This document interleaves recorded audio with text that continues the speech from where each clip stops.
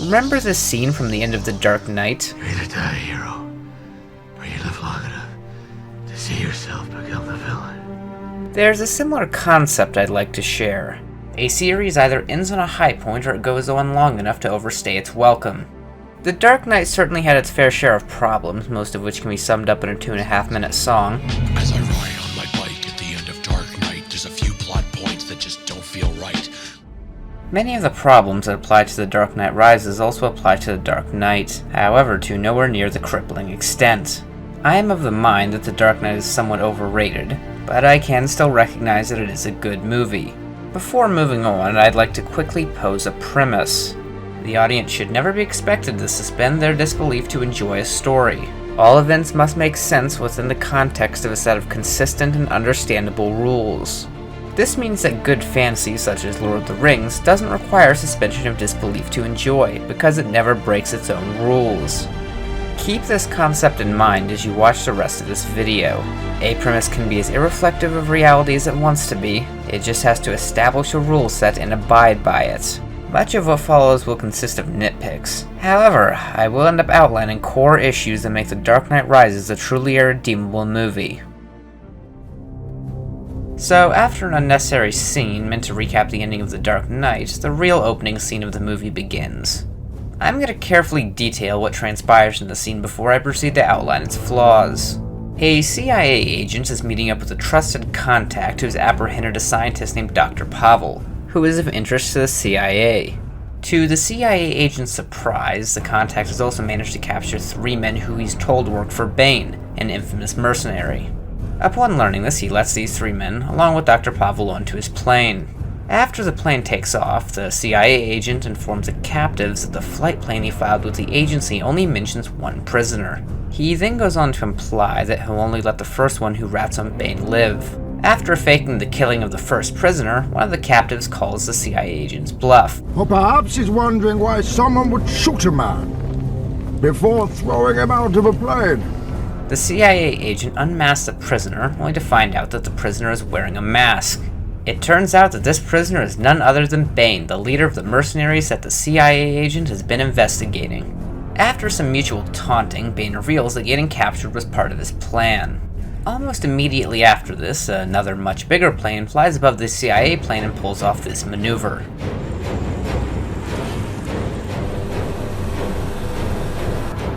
With no survivors.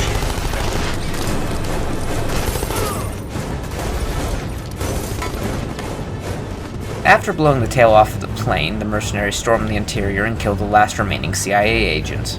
Bane then proceeds to do some blood transmission thing with the scientist and the corpse before the plane gets released from its suspension, leaving it to fall, containing all of the CIA agents and one of Bane's men, while the much bigger plane flies away with Bane and the scientist in tow.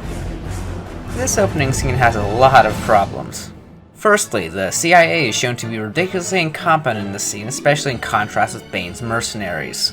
While this ragtag group of mercenaries is able to coordinate this unbelievably complicated maneuver, the CIA continually make extremely obvious mistakes that make them look fucking ridiculous. This is a problem primarily because this entire scene is meant to convey how competent Bane and his men are, and that notion is completely undermined when their adversaries are absolute idiots who don't know how to use their guns. Secondly, the CIA agent says this. The flight plan I just filed with the agency, this is me, my man, Dr. Pavel here, but only one of you! This notion is seemingly rebuked by the fact that he doesn't actually go through with killing any of the prisoners, which makes it all the more peculiar why Bane accepts the logic that the CIA agent had only listed having 1 prisoner when he leaves one of his own men to go down with the plane. Thirdly, the entire plan is impractical and doesn't make any strategic sense. Let's think about this from Bane's perspective. His goal is to extract Dr. Pavel, fake Pavel's death, and seemingly to kill the primary agents that are working on this case, all while making it look like an accident. There is simply no way to argue that it is somehow easier to pull off this overly complicated mid-air maneuver than to just kill off the agents while they were still on the ground and fake the plane crash themselves. There might have been some questions as to why the CIA agent didn't file a flight report. But isn't it going to be a huge red flag when someone finds the wings and the tail of the plane so far away from the rest of the crash? Also, it seems likely that the forensics team will find the bullets in the mangled bodies anyways, so what's the point of even attempting to make it look like an accident? Then there's also the trajectory in which a plane crashes into the ground. It really seems like it would be a hell of a lot less suspicious if they were to just kill everyone on the ground and crash the plane themselves. I noticed a few other things worth nitpicking, such as the random teleportation that takes place when the plane falls, the fact that the blood transfer thing is inadequately explained, and it doesn't really make much sense when Bane says, No one cared who I was till I put on the mask. It's a cool line, I'm just not really sure it means anything. Now that I think about it, that concept really does sum up the entire movie. Sure, it looks cool, but there really is never a discernible reason that any given thing happens. It's pretty clear that someone thought up a cool plane jacking sequence first, and jumbled together a flimsy justification afterward. I'm gonna get something out of the way real quick. Bane is, simply put, a communist. This is obvious from his actions to his stated goals. We take Gotham from the corrupt, the rich, the oppressors of generations who have kept you down with myths of opportunity, and we give it back to you, the people. This brings up a few issues.